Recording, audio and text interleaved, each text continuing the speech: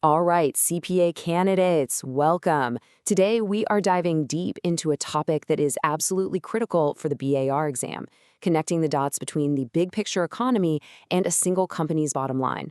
We're going to see how a headline about GDP or interest rates can directly shape a decision made in a boardroom. This isn't about just memorizing definitions. It's all about applying these ideas to the kind of real-world scenarios you're going to face on exam day. So, here's our game plan for this explainer. We'll kick things off with a framework for your analysis, then we'll walk through those big macro factors, dive into market dynamics, see the impact at the company level, and wrap it all up with strategy and risk. Let's jump right in. To consistently crush these analysis questions, you really need a process you can rely on every single time. So let's call this the analyst's funnel. It's a method that helps you take a huge economic event and trace its impact all the way down to a specific number on the financial statements. And this 6-step process right here, this is your key. First, you ask, what's the factor? Is it inflation, a recession, a currency swing? Step 2, is it going up or down? Then, step 3, and this is so crucial, where does it hit the company? Is it a revenue problem, a cost problem, or a risk problem?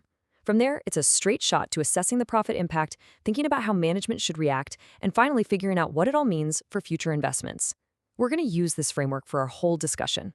Okay, let's get into the big stuff. We're talking about the major forces that literally shape the entire business landscape. These are the macroeconomic factors that every single company, big or small, has to deal with. I want you to burn this into your brain. This simple chain of events is the absolute foundation of everything we're about to discuss. An economic change happens, that creates a specific business impact, which then leads to a financial outcome you can actually measure. Keep this logic front and center. All right, to make this real and not just a bunch of theory, we're going to use this simple company as our running example. So, in their normal base case, they're pulling in $500,000 in revenue. Their variable costs are 60% of that, and they have $120,000 in fixed costs. That leaves them with a nice $80,000 in profit. Now, let's see what happens when the economy starts throwing some punches. First up, a recession. What is it, really? It's just a major slowdown in the economy. And for businesses, the key impact is that customers, both regular people and other businesses, just stop spending as much money. This is a direct assault on a company's top line, its revenue. So what happens to our company's profit? Just look at these numbers. The recession hits, and revenue drops to $420,000. Now, their variable costs drop too, down to $252,000. But, and here's the kicker, those fixed costs, they don't budge. They're stuck at $120,000. And the result? Profit absolutely plummets to $48,000. Let's put that in perspective. A 16% drop in revenue caused a massive 40% drop in profit. That amplification effect is a huge concept we're going to come back to. Okay, next up, inflation. This is just when the price of everything starts to creep up. For a business, this is a nightmare for costs. It means everything from their raw materials to what they pay their employees gets more expensive. It's a direct attack on their profit margins. And this right here is a perfect illustration of what we call margin compression. So we're back to our original $500,000 in revenue, but inflation drives up the cost of their materials. That pushes the variable cost percentage from 60% all the way to 70%. Even though sales are steady, look what happens. Profit gets absolutely crushed, falling from $80,000 all the way down to just $30,000. Now, rising interest rates. They have this powerful 1-2 punch. First, the obvious one, they make it more expensive to borrow money, which hits your interest expense. But the more strategic hit is that they also increase the discount rate. That's the rate we use to figure out what future cash flows are worth today. And why does that matter so much? Because a higher discount rate means a lower net present value, or NPV, for any potential projects, which makes them way less attractive to invest in. Governments and central banks basically have two main toolkits to steer the economy. Expansionary policy, that's stuff like cutting interest rates or pumping up government spending, is designed to get things growing. For a business, that's a tailwind. On the flip side, you have contractionary policy, like hiking rates. That's used to cool down an overheating economy and fight inflation. And for businesses, that's a headwind they have to fly into. Okay, so we've looked at the big macro picture. Now let's zoom in a bit and see how all these changes actually play out in specific markets. This is where all that economic theory smacks right into the reality of competition and pricing.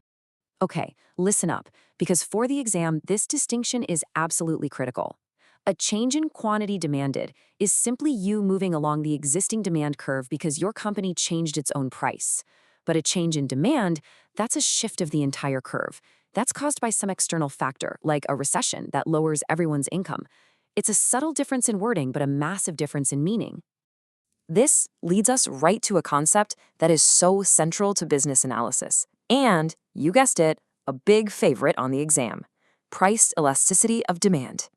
It's just a fancy way of asking, how much do your customers freak out when you change your price? Understanding this is everything when it comes to pricing strategy. If your demand is elastic, meaning customers are super price sensitive, hiking your price will cause so many people to leave that your total revenue will actually go down. But if your demand is inelastic, think something essential like medicine, you can raise prices and your total revenue will probably go up. Now, this pricing power is all about market conditions. Is competition fierce? Are there a ton of substitutes for your product? The answers to those questions really determine how much pricing power you actually have. All right, let's bring this analysis back inside the company walls and look at the direct hit on its own costs and its own structure. Hey, remember our recession example? The reason that profit fell by a whopping 40% when revenue only dipped by 16%?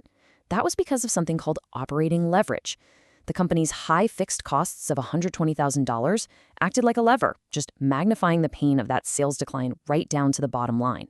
Think about an airline with all those expensive planes versus a software company. You can see why operating leverage is so different from one industry to the next. For any company that does business internationally, exchange rates are a huge deal.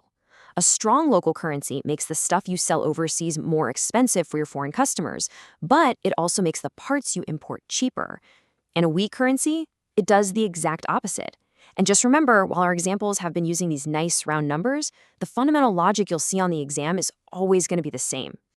Okay, so we've seen all the impacts. Now we get to the most important part of the whole puzzle. What does management do about it? How do they actually react and make decisions about the future? Look, management isn't just sitting there watching this happen. They're actively responding. When inflation hits, maybe they find new, cheaper suppliers or start a big cost-cutting project. During a recession, they might hit the brakes on a plan to build a new factory. If a strong currency is killing their exports, maybe they buy a competitor overseas. They are always tweaking the strategy to navigate whatever the economy throws at them. And at the end of the day, all of these external factors, recession, inflation, interest rates, they all funnel down to one thing: investment decisions. And why is that? Because they mess with the key ingredients for any big project analysis: your expected future cash flows and that all-important discount rate. This directly changes the math on the NPV calculation, and that's what determines whether a project gets a green light or gets shelved. And finally, let's just touch on a more advanced idea: opportunity cost. Every single time a company makes a strategic decision to do one thing, to invest in project A, to enter a new market, that is also a decision not to do a million other things. The value of the best thing it gave up, that's your opportunity cost. And that right there, that's the final layer of your analysis. A really solid evaluation doesn't just look at the decision that was made. It also thinks about the opportunities that were left on the table. Honestly, understanding opportunity cost is what separates a good analyst from a great one, and it's a key skill that will serve you well on the BAR exam and really throughout your entire career.